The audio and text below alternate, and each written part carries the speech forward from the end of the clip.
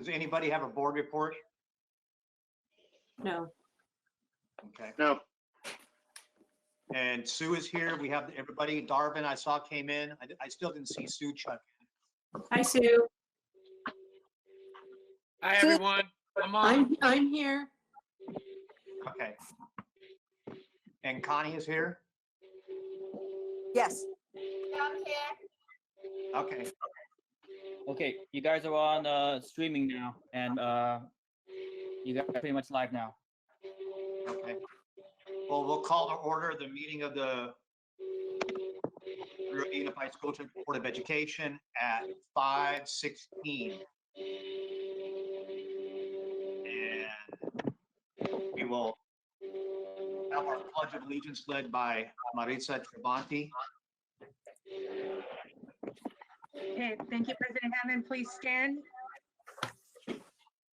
I pledge allegiance to the flag of the United States of America and to the republic for which it stands, one nation, under God, indivisible, with liberty and justice for all.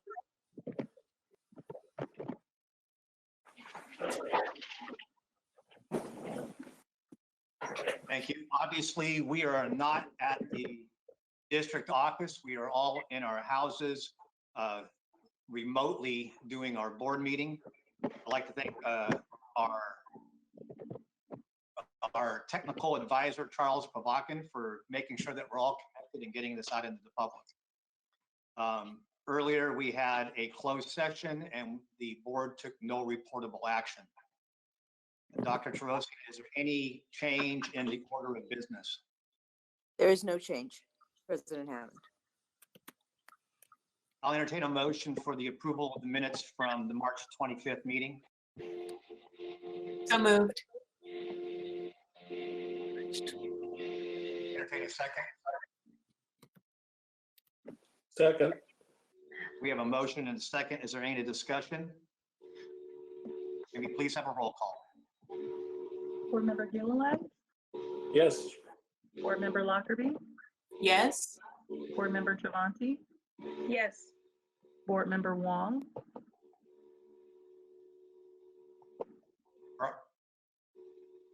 something happened to Brian. Brian's frozen.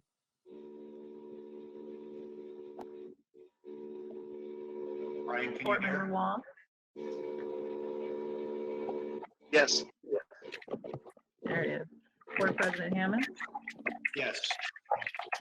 motion carries 5-0.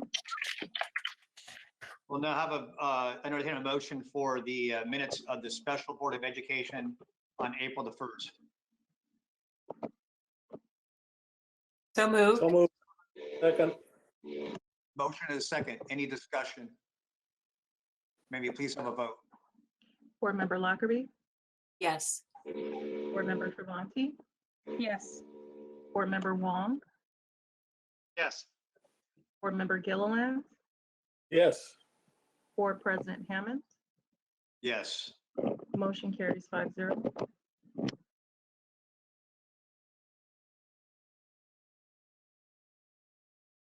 We have, I have one thank you. I'd like to thank the board and Dr. Tarosian for last Friday.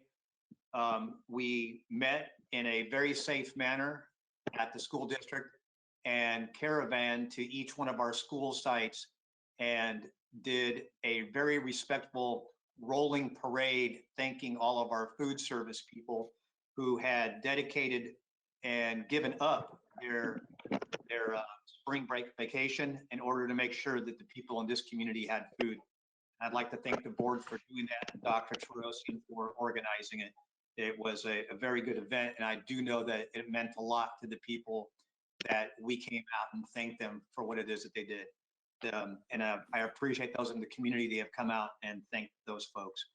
It's truly something when you see somebody give up a vacation to come to work in order to make life better for somebody else. Thank you, food services. May we please have Dr. Tarosian your report for the superintendent?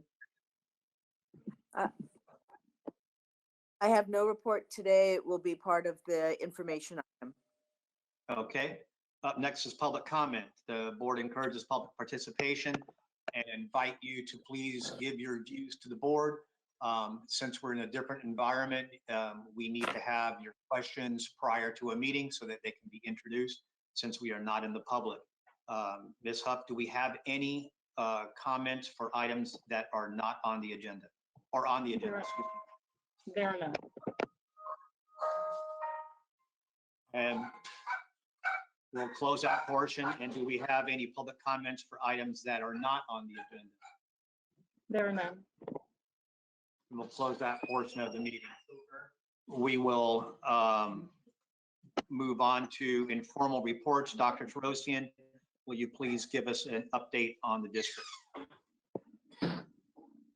Thank you, President Ham, members of the board. We have an information item for you today, and it will be presented by each one of the cabinet members because this team has been working very hard to try and make sure that our students are safe, our staff members are safe, and that we are able to remain true to our basic mission and function, which is to educate the students of Monrovia.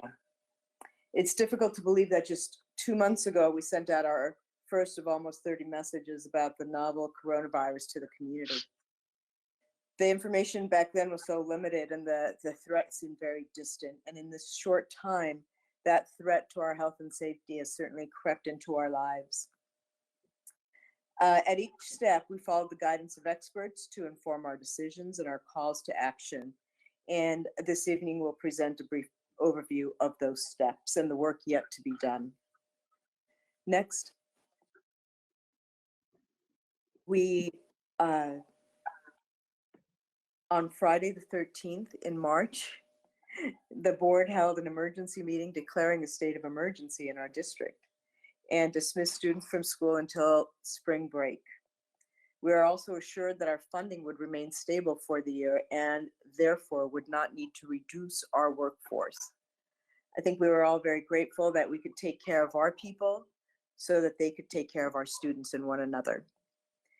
As essential workers, it is our responsibility to make sure that we continue the good work that had begun this year and for which Monrovia Unified is known. The declaration of a state of emergency also allows for swift action in the recovery of new emergency-related expenses from the Federal Emergency Management Agency, or FEMA. School districts are eligible to recover 75% of disaster-related expenses, including personal protective equipment, overtime, contracts for cleaning services, and so forth. Through FEMA's disaster relief grant. In fact, our Assistant Superintendent of Business Services, Ms. Wu, and her team have already begun this process. Next.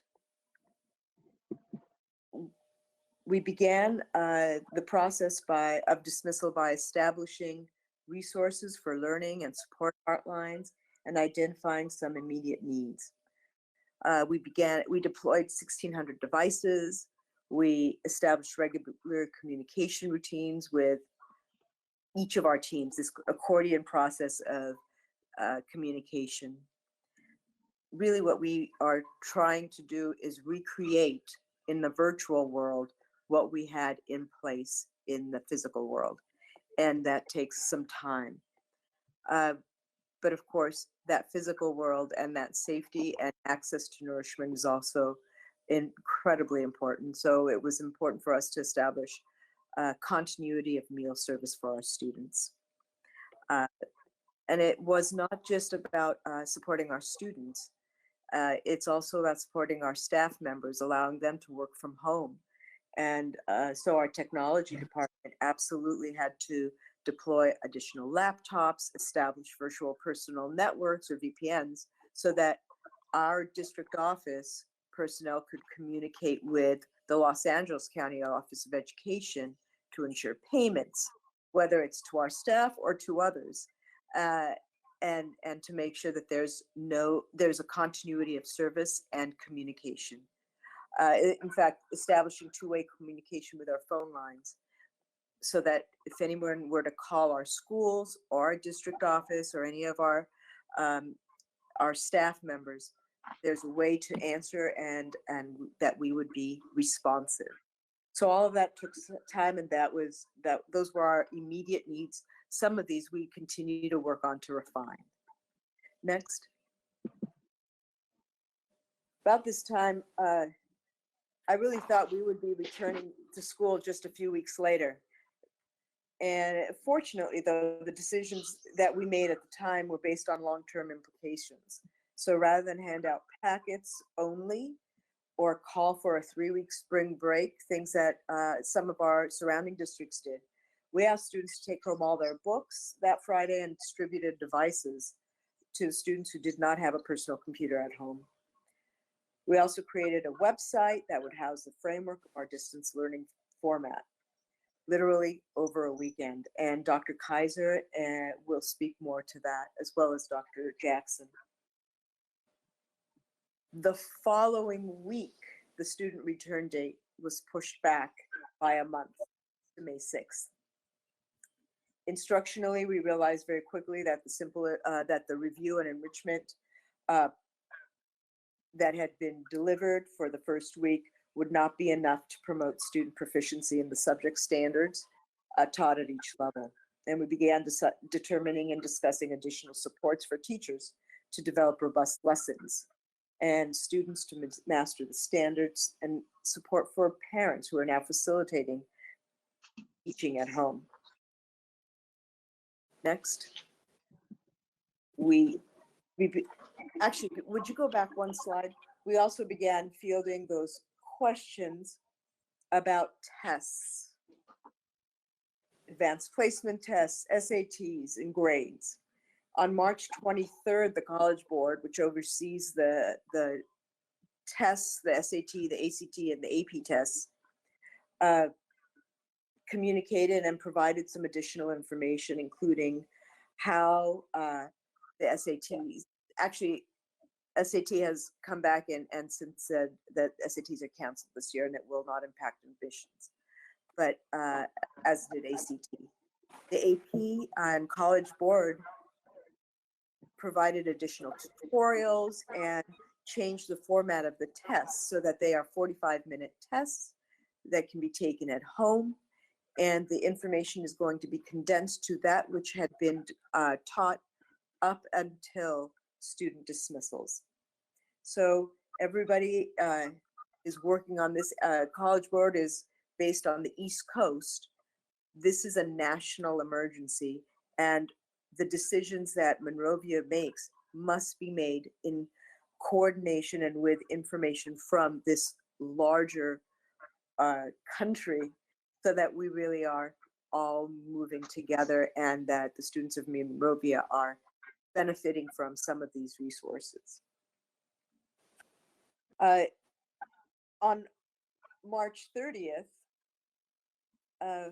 we were told to expect guidance from the California Department of Education regarding grades.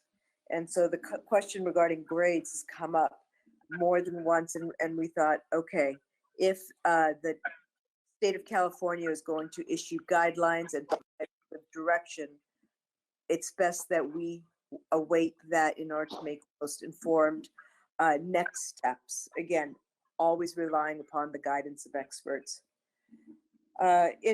On March 30th, by the way, was also the day that we, in accordance with the Safer at Home order, took the decision to close all of our fields and play areas. And then, of course, the following day, following the recommendations of county and state officials, on April 1st, the board held another emergency meeting to determine the dismissal of students would continue through the end of the year. Next. The guidance that we received from the California Department of Education was broader than what we anticipated. And this is true for most districts in California. Each of us are communicating with our job alikes, and in Los Angeles County on twice a week, we're meeting and discussing and being provided with additional information, as this has been such a dynamic situation with guidance and information changing almost hourly. And as my colleagues and I discussed the guidance from the Department of Education, we soon realized that we'd better convene our own. The most important points, and these are just directly from the California Department of Education website. Can LEAs require graded work from distance learning students? Yes. Now we all kind of knew that. So we were hoping for something a little more direct. And so the next is, can LEAs or the learning educational agencies, lead educational agencies, our districts, can we implement systems that are alternative systems, whether it's a pass-fail, a credit, no credit, and what should we consider in developing those? I think the most important guidance to note here, first, is that we're on our own. We're going to make these decisions ourselves. But the important pieces are that we need to ensure that grading policies hold students harmless for their spring grades and the transition to distance learning. And that we take into consideration the needs of all students. We also are discussing internally with our administrators and our teachers about the need to motivate students, because a pass-fail is seldom as motivating as an A. You know, for our seniors, for example, for 13 years, they've been trying to earn an A. And so to continue and say, woo, I can't wait to pass, doesn't inspire that same level of motivation. I would love to say that all of our students learn for learning's sake, but really we do have extrinsic rewards incorporated within it, and those are part of our grading system. So a maintenance of effort in terms of student learning and submission and participation is also incredibly important. We don't want to harm students because of access issues or, you know, the crisis, the very real crisis that our families are enduring today outside of not having Wi-Fi, because that's something we will address.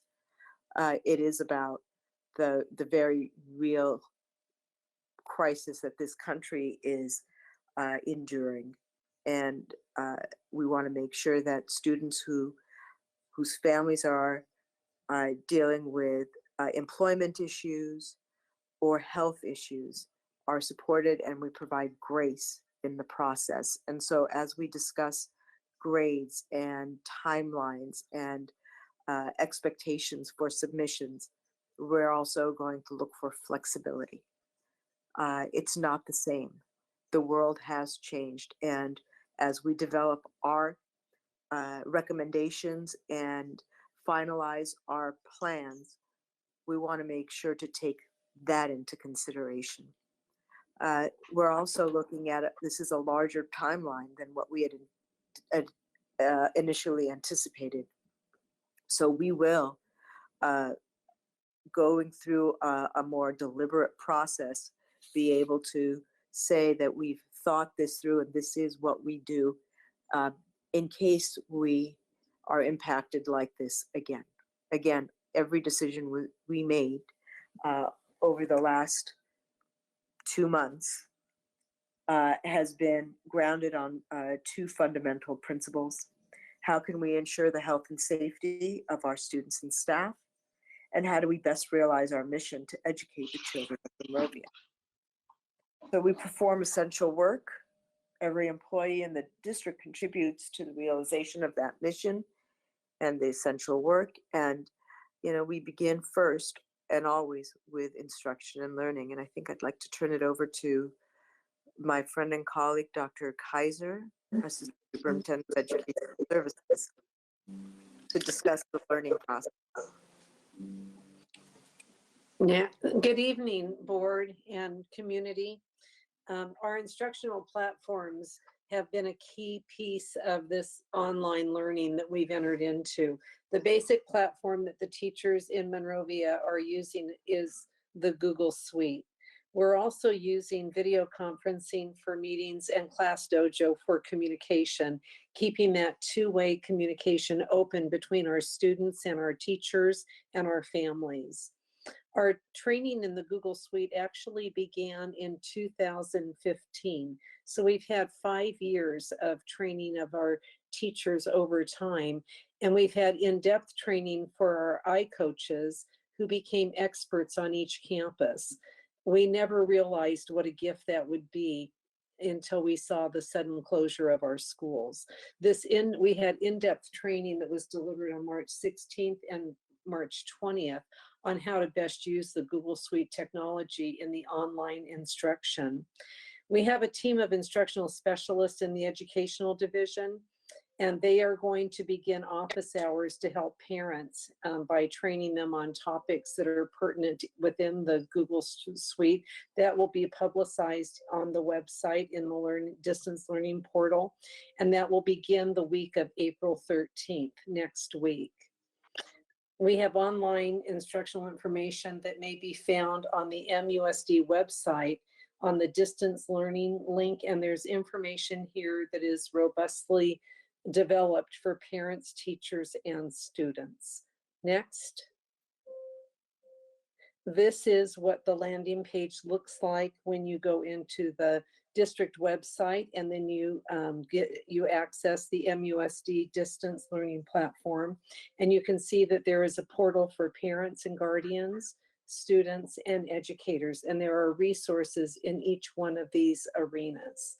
And you access it by simply clicking on the words parents and guardians, or students, or educators. Those are all hot links. Next. Our online curriculum is delivered through the Google Suite, and we've knitted together several pieces to create a cohesive program for our students in MUSD. Our core programs like Houghton Mifflin and our Swan Math, they have online complements. The Houghton Mifflin complement is called Think Central for English Language Arts, and teachers are accessing that and sending those pieces home electronically to our students. Schools are also using products that are curriculum products such as Edgenuity, Acellus, iReady, iStation, just to name a few. And these are not used by every school, but different schools have made selections in some of these. For instance, Edgenuity is the program that was purchased by Canyon Oaks for primarily working with the students that are most at risk in our district, and those students that are needing an alternative type of education. And that is an online program that is reliant on a teacher teaching online, but the information is all delivered through the computer. Acellus is a program that the high school uses, and also Mayflower, being one of our technology schools, has gone into an agreement with Acellus, and so children are accessing courses through that program. iReady is used in all 5 elementary schools, and iStation is a unique program that is delivered in Spanish for our dual immersion students. Next.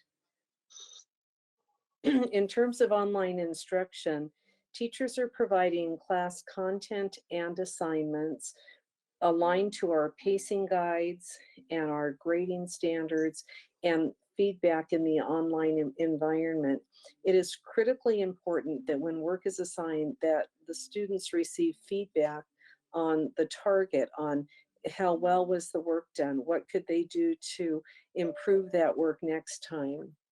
Parents are key in supervising this work, such as the homework within the home, and preparing the learning environment for their children, and setting a schedule for when the children will be doing the work at home. Now, what can you expect from your child's teacher?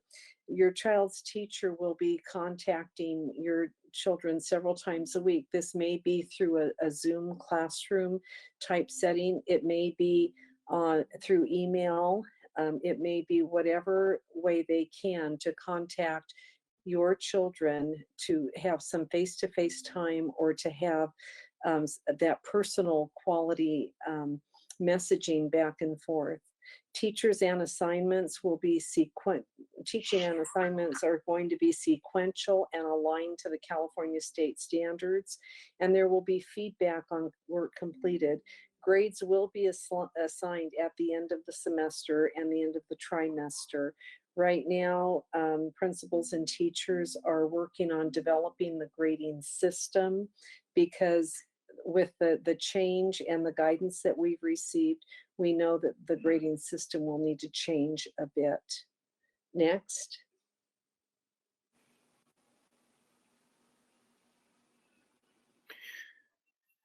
Good evening, board. Dr. Kaiser talked about educational opportunities for all students, including our special I'm sorry, needs population. Darvin, Yes. can you just say who you are? Yes, this is Dr. Jackson, Assistant Superintendent of Human Resources. Thank you, Board Thanks, President Hammond. We are also expected to provide comparable services that occur outside of the classroom for our students with special needs. Those parents who could not access their computer or Wi-Fi have been provided with comparable work through packets, and we've made them available for pickup at sites, the district office, or even mailed them to their homes.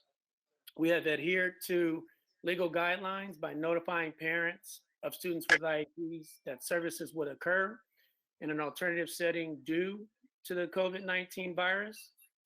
We are holding virtual IEP meetings to address students' present levels of performance, goals within the IEP, as well as agreeing to how services would be provided during the time students remain at home. So you have your site administrators, your counselors, your case carrier, possibly your school psychologist, all sitting in and working with our family members.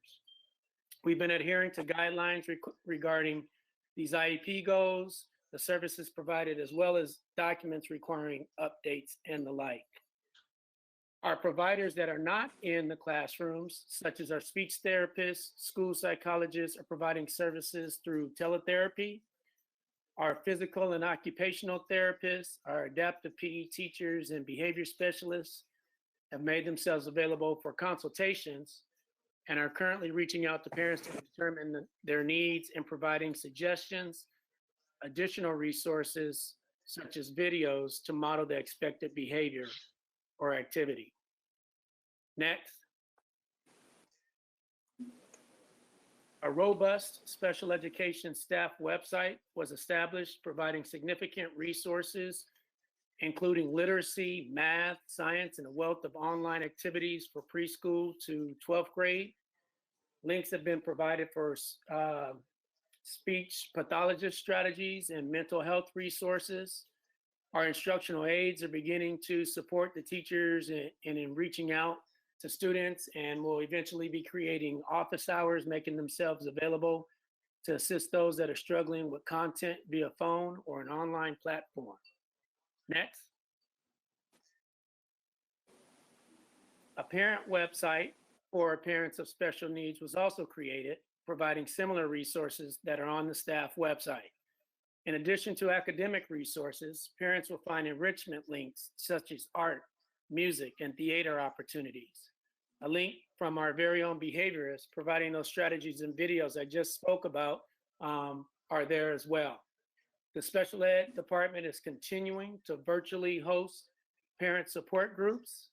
More information is located at the bottom of the parent support webpage, and meetings are being held virtually at 4 p.m. on Thursdays. Next. This is Dr. Sue Kaiser back from Ed Services, and I'll talk a little bit about our counseling services. In our district, counselors play an essential role, and these services that they provide are continuing through an online environment. Virtual counseling services and protocols have been developed. The student and family mental health counseling is continuing, as well as the academic, college, and career counseling. The counselors are continuing to assist our students with academic planning, including makeup courses for credit deficiency. They're scheduling the fall classes and they're helping our students transition to new campuses in the fall of 2020. Our fifth graders to the sixth grade in terms of their elective selections, and the students going from eighth grade to ninth grade. Counselors are available to all students and families, and they're working with students on their caseloads by email, telephone, and Google Meet.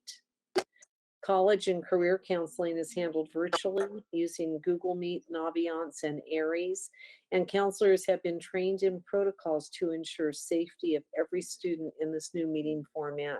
The counselors and school psychologists have been able to support the IEP processes via online platform with the virtual IEPs. Next. This is on our website, and this is a list of our schools with the names of the counselors, their telephone numbers, and their email addresses. And it's important to note that a family can email their counselor and there will be an automatic instant message that comes back that cites emergency numbers for families that have an emergency crisis that they need to take care of. And so that information is on that automatic response that comes from emailing the counselor.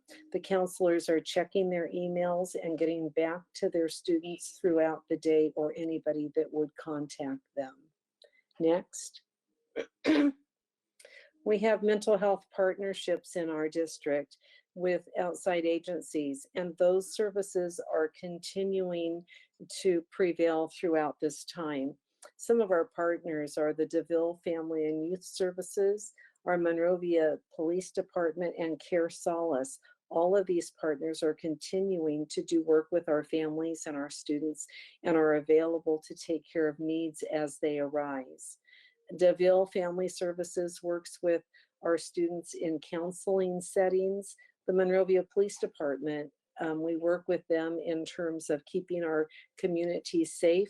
And Care Solace is a referral service that is a concierge of many products and organizations and agencies that can connect parents and families to services that they may need during this time. The elementary counseling has continued through a well-established university internship program that is overseen by our elementary counselors, and the elementary interns are continuing to reach out and work with those students that were on their caseloads when our schools closed. Next. Hello, Charles Bakken, Chief Technology Officer. Good morning, board. Good evening, board, cabinet members, members of the community. Technology has worked with the school sites to get Chromebooks out to those who do not have a device at home. We can see from statistics pulled from Google, looking at data going back 6 months, the activity and the amount of posts in Google Classroom, and the difference with how it was a few months ago compared to the activity since school dismissal. The top graph, as you can see, shows active classes, and the bottom graph shows the amount of Google posts created by teachers and by students overlaying above each other compared to how it was a few months ago to how it is now. Next. You can also see the difference in emails as well. The normal amount of emails coming in and out of the school district usually hovers around 20K or so. Interesting to see the amount of emails during the winter break and comparing that with the spring break, the amount of email activity still going on during that period now that our employees rely more on email than we did before as a form of communication. So we are using email quite a bit nowadays to communicate with amongst each other and our community and parents and students even. Next. We are also working with Giggle such that if there are any families who do not meet the minimum requirements to receive service, that the school district can vouch for them. So right now we have Giggle and Spectrum providing free internet access for 60 days, with Giggle stepping up to provide internet access for those that do not meet. the minimum requirements, and that's been helping out the community quite a bit, as we know that there are those that could not afford internet. Now they're getting internet installed at their homes. We do know also that there are areas that are not serviced by both, so we are working on getting Wi-Fi hotspots for those family members as well, primarily in unincorporated areas of Monrovia. We also needed to equip our staff with devices to be able to work from home as well. And we were fortunate to be able to get 133 Dell Latitude laptops from the Department of Transportation. They were in good working condition. Some of them are broken, but most of them are good working condition. And we've upgraded the storage and are already starting to issue some of them to staff members so they can go home and use it to remotely access our network and work at home more efficiently. Next. Good evening, board and cabinet and the community. This is Connie Wu. I'm Assistant Superintendent of Business Service. As Board President Hammond report that our cafeteria managers and the food service workers, they provide the grab and go to our community students and needy family on the first day of the school dismissal, which is on March 16. And up to today, we provide a total of 39,957 meals for our students. And at the same time, we also purchase some supplies to protect our safety of our cafeteria workers. Our district nurse also personally visited each site cafeteria, provided guidelines and suggesting how to protect our employees as well as communities. We also purchased additional safety supply, including gum and facial shields for our workers. In order to prepare for unforeseeable potential food shortage as well as the employee emergencies, and we plan to order the shelf-stable meal for 5 days, and the office cafeteria office here in the district office and the staff will place order today. Next slide. These are the pictures how our cafeteria manager works. The picture was took at a different time for the cafeteria manager who was not wear the facial mask. That was before the order. And as you see that in the high school, we also put the lines down here to follow the order for the social distance. Next. During this time, we also took care of some facility needs. We finished the Mayflower Playground upgrade after board approved a contract. And the district also installed the ADA compliance entrance. And the white roads, the asphalt, and also finished. And the district server room will replace the HVAC, and this also completed, so that we make sure that our equipment in the district office is protected, is not be damaged or impacted by the weather changes in the rooms. And the ongoing project is the Santa Fe asphalt. The first stage of the work has been finished, and the contract need to come back to do the seal and coating. And the Brad Oak Kinder area project, we are scheduled with the contract to start the work. And I just want to board know that before the project start, we specifically contacted the contract and make sure that they have a policy and the rule practice implemented for the social distance for their workers, and make sure that they also have safety equipment provided on the work for the workers who are on our job site.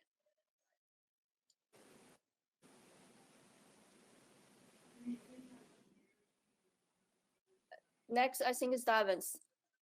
Oh, the pictures.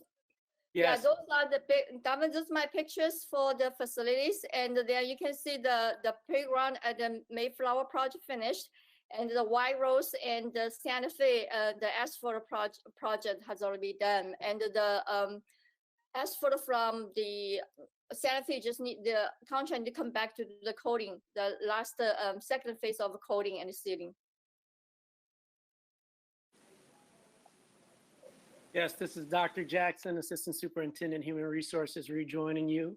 Dr. Tarosian and Ms. Wu stated that the safety and health of our employees is a priority. And I wanted to add that for those employees that can't telecommute and are considered essential workers, we are working on staggering schedules. We're rotating the days that employees are coming to work, reducing the number of hours they are working, especially in the wake of the peak of this virus that's quickly approaching. Ms. Wu talked about the gloves and masks and facial shields, et cetera. We're also continuing to encourage social distancing, consistent hand washing, as well as sanitizing. I wanted to take this opportunity to give a brief update on a recent act that was passed by the legislature that's a benefit to our employees. The Expanded Paid Sick Time Off and Families First Coronavirus Response Act, also known as HR 6201, became effective on April 1st, 2020. Any employee is entitled to take leave related to COVID-19 if you're available to work, including if you're unable to work, including unable to work remotely due to one of the following criteria. And you see that those are listed there. An individual who's subject to federal and state or local quarantine. You've been advised by a health care provider to self-quarantine due to COVID-19. You're experiencing symptoms of COVID-19, or you're caring for an individual who is subject to either one of number one or number two above. You're also caring for your child, and we have many staff members that have children that have been impacted. If their school or place of child care has been closed, or the child care provider of such child is now unavailable due to COVID-19. So this is truly a great benefit for our employees. And then finally, you're experiencing any other substantial similar condition specified by the U.S. Department of Health and Human Services. Those folks who do qualify are entitled to 80 hours of paid sick leave. And I just want to take this time to say I strongly encourage any of our employees impacted by this virus to contact the HR department. And the number and the email is at the bottom of the slide. Next. So we've done quite a bit of work. This is Kathy Tarosian again. We've done quite a bit of work, but we have far more to do. And this is really in order of priority and chronology. We'll continue to support teachers with instruction and instructional methods. I taught for a decade and would have felt comfortable walking into any class, K-12, at any point, preferably at the high school level. We're in a very new environment, and the transformation that's occurred in the last 10 days of instruction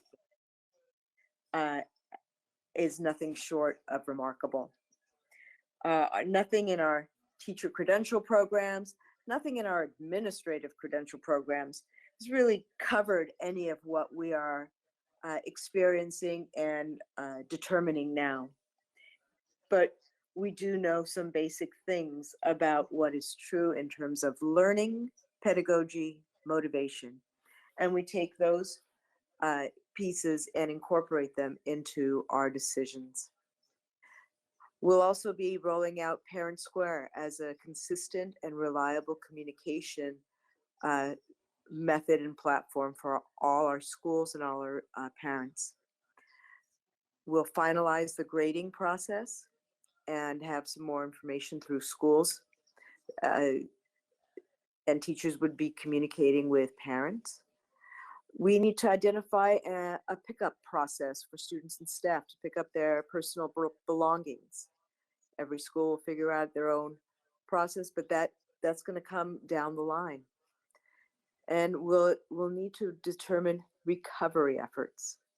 In any crisis, you get through the crisis, but then you need to think ahead about what do we need to do to backfill and prepare for the next step.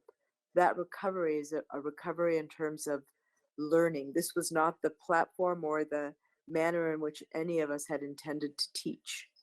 And there's going to be some areas where we need to support our students further. And what those recovery efforts look like, what the plan is yet to be determined. And of course, we'll need to refine our online enrollment process, because just as we have transitioned to an enrollment process, we need to try and fully transition to an online process, because our teams are not in our schools to receive the new families who would like to enroll. We have actually been fielding calls from parents saying, I'd like to enroll my child. And not just for next year, but right now we just moved into the community, and we will embrace every child and provide them with supports and resources they need to be successful, just as we would if we were seeing them person to person.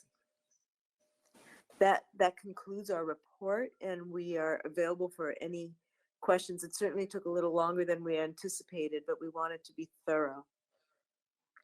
Any questions? One question. Where are we on the roofing for Mayflower? Is that started? The roofing project, we are working with the contractor to schedule the starting date. So once I have information about the exact day when they started, I will share with the board. Thank you. Did the roof get tarped? I know that was something that we brought up in our last meeting, because we've had quite a bit of rain. So do you know if it was tarped? My understanding is the roof is because of the gutter, and then the leaves and the design, the gutter with the roofs and the cost trouble. So they were going to do some repair and do some replacement. So there's not a hole in the roof anywhere. Yeah, there's no hole. My understanding is it's not the roof itself. It is because of the gutter with the roof, so it's caused the overflow because of the rain. So it's the drains and the gutter, not the structure of the roof. Yeah, that's correct. Any Thank other you. comments? Yeah, I just wanted to say thank you very much for putting together this really thorough report, not just for the board, but for the entire community. I know there's been a lot of questions coming in from parents and teachers and just concerned community members. So I think this was a lot of good information that needed to be shared. There's obviously a lot of work that's been completed behind the scenes that, you know, most of us do not have access to that information. So this was really important to convey to the community. I wanted to make a comment about the 1,600 Chromebooks that have been deployed among the various schools. And it doesn't necessarily represent families, 1,600 families that don't have devices at home, but they might have multiple children in a household. So devices are already being taken by one or two of those children, and there was a need for another device. So I'm really happy to hear that that many devices were distributed, and that our children are getting access to that. So kudos to the entire team for doing so much behind the scenes. Other Ms. comments? Huff? Yes, Ms. Huff, can you go back to, I think it's the second slide of these?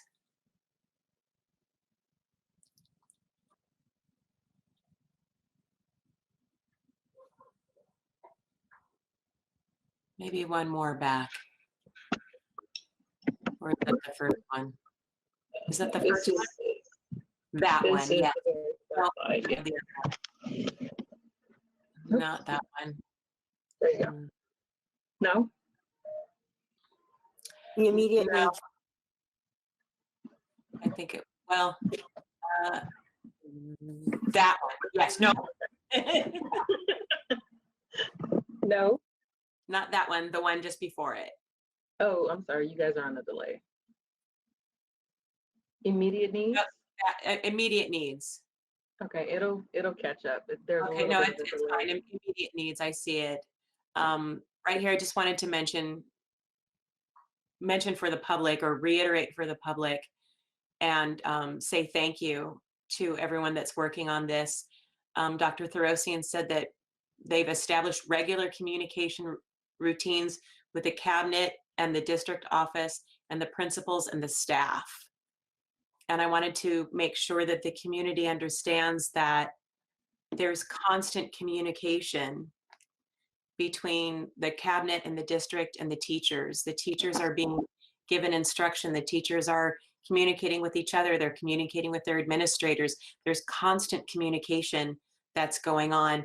There's nobody out there just trying to figure something out. And I just wanted to thank all of the people involved in setting this up, because that's so important. As you've mentioned so many times, Dr. Thorosian, this is something entirely new and different.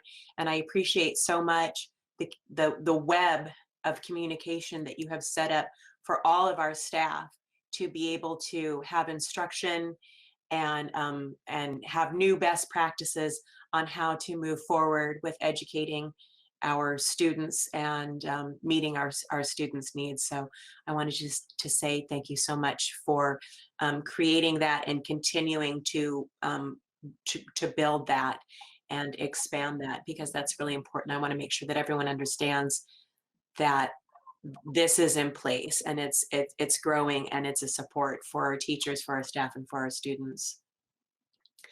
I also wanted to ask Dr. Kaiser, if I could, you talked about DeVille and Care Solace and the organizations that are helping our students. Do you know if there has been an increase there with the parents or students that are reaching out to those organizations? I do not know right now, but I can get that information to you. That would be great. I'd be interested to know how that is going. I also wanted to ask Darvin, Dr. Jackson, who enacted HR 6201? That's a federal. It's a federal. Yeah.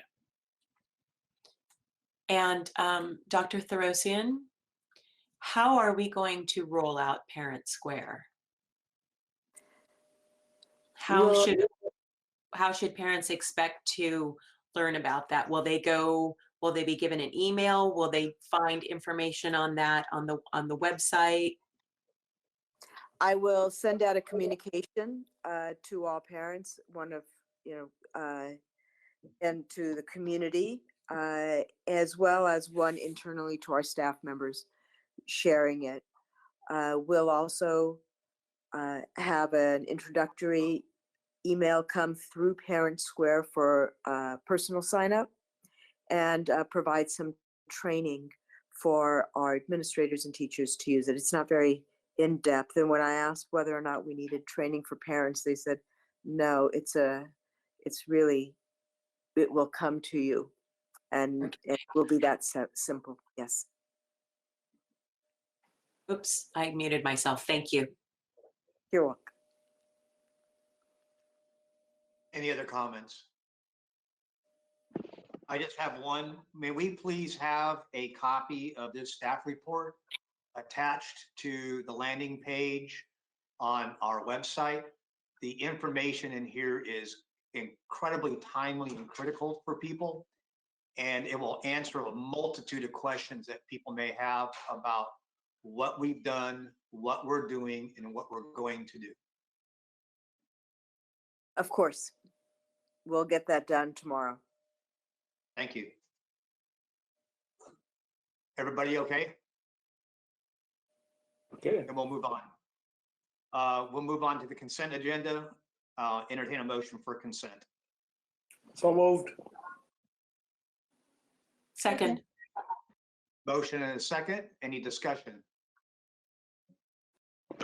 Will you please have a vote? Board Member Travanti, Yes. Board Member Wong,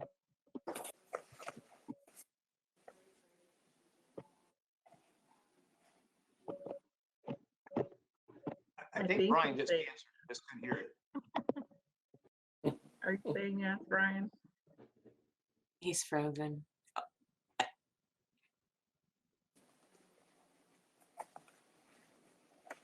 Well, let's go on to the next person. Can you give us a thumbs up? Are you good, Brian?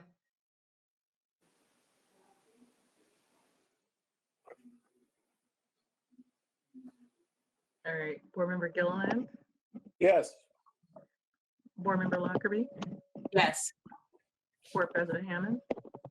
Yes. Motion carries 4-0 only because I can't hear. Are you typing, Brian? Can you type yes? Brian, are you on? Is your mic muted?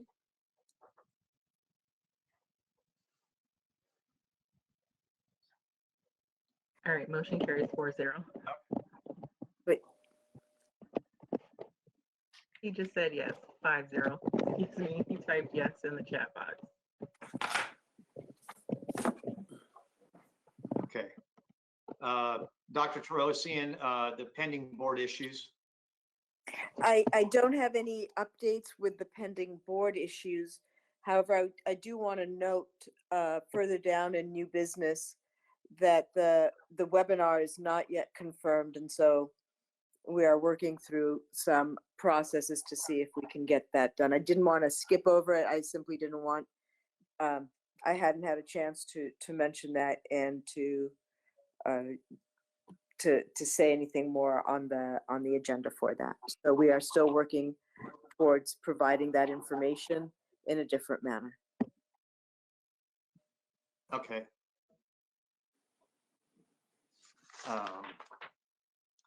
Old business. We will have our next regularly scheduled meeting on April the 22nd in its current configuration, on May the 13th in its current configuration. We have new business. Practically everything we have has been postponed.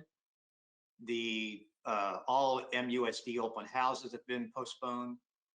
The performances have all been postponed. One thing I'd like to leave with the community on behalf of the board is that each day the number of those who are victims of COVID-19, the numbers are going to rise. Let's please keep our community members' thoughts and prayers as their families and themselves go through this very difficult time.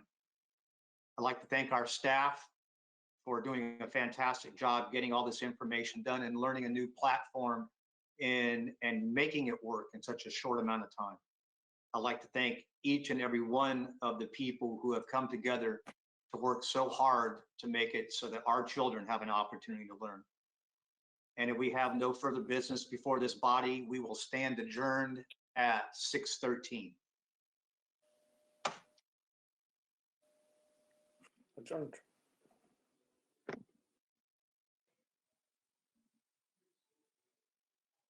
Y'all take care.